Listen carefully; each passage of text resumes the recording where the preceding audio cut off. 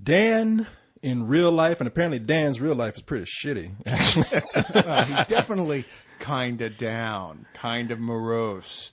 Yeah. Well, man, his wife died. Man, A don't know long about it. time ago. And admittedly, sometimes that can be a cause for celebration. Exactly. Yeah, I mean, what's his problem? But she did leave him with 3 daughters, so that's not so good. Well, So what? You take him out and you ask. I mean, what's his oldest daughter? What's his oldest? Yeah, daughter? what old is it? I'm sorry. What is his old? she's a real doll. She's a Scorpio. No, yeah, exactly. Thank you.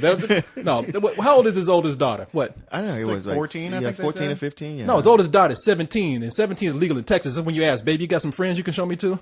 I mean, come on. I guess they You were in think that Texas. would go though, over so. great with your daughter then? Yeah.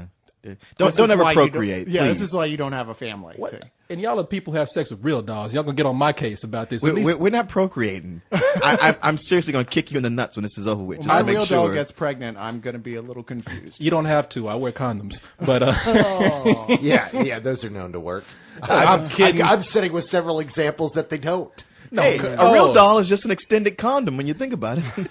Now I can't cut any more stuff into the other audio review. Look, I know. unless that review goes up before this humor is going to make no sense. No, exactly. Why No. Are you, Okay. why are you People guys know what harping real on the dolls real are. dolls? I know. We just got for those of you. We just got the review on Lars and the Real Girl, which is about a real doll. So we're moving on to this movie. To Dan in real Dan life. in real life, and no, I don't. I'm just joking. Dan's life. He actually has a reason to be depressed. No, I don't have sex with teenagers. I'll wait till they're 18. Anymore.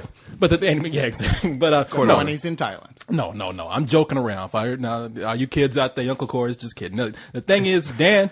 No, that doesn't make it sound any better. does it? Come back and Hey, remind you me. say your Uncle Corey. Your because Uncle it Corey. sounds like somebody.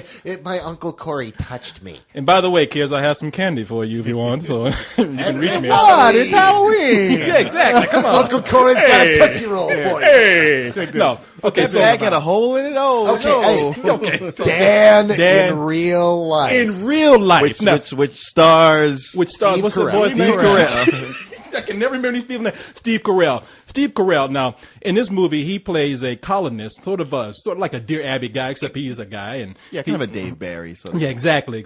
And now, so his wife has recently has died. He's left with 3 daughters, as we mentioned, and he's still grieving over this, and he's trying to raise his daughters the best that he can. And so now, something wonderful happens to Dan.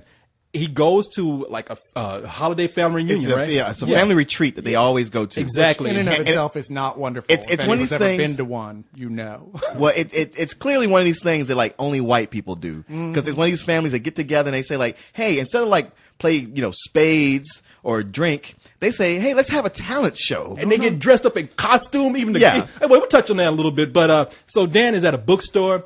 He finally meets this woman who he relates to very well. I mean, within an hour, he knows he's in love.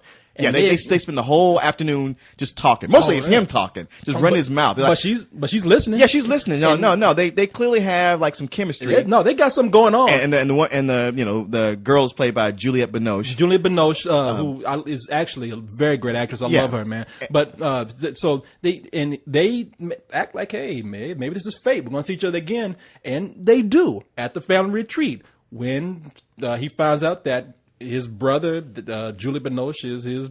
Yeah. Dating Dane Cook, everyone's biggest nightmare. Exactly. Her, what's his name? Steve Carell. Steve Carell's brother, played by Dane Cook. He finds out that he's dating this girl. Well, the cool thing is he gets back to the reunion and he's like, I met a girl. And they're like, man, Dan, that's awesome, man. You finally getting out there. We're so happy for you. Wait, we want you to tell us about the girl, but hold on. I'm going to tell my girlfriend real quick. And pulls the girlfriend in, and it's Juliette Binoche. And meanwhile, God is laughing. So- Well, the question is God laughing because the movie's funny, or does Dane Cook kill it again?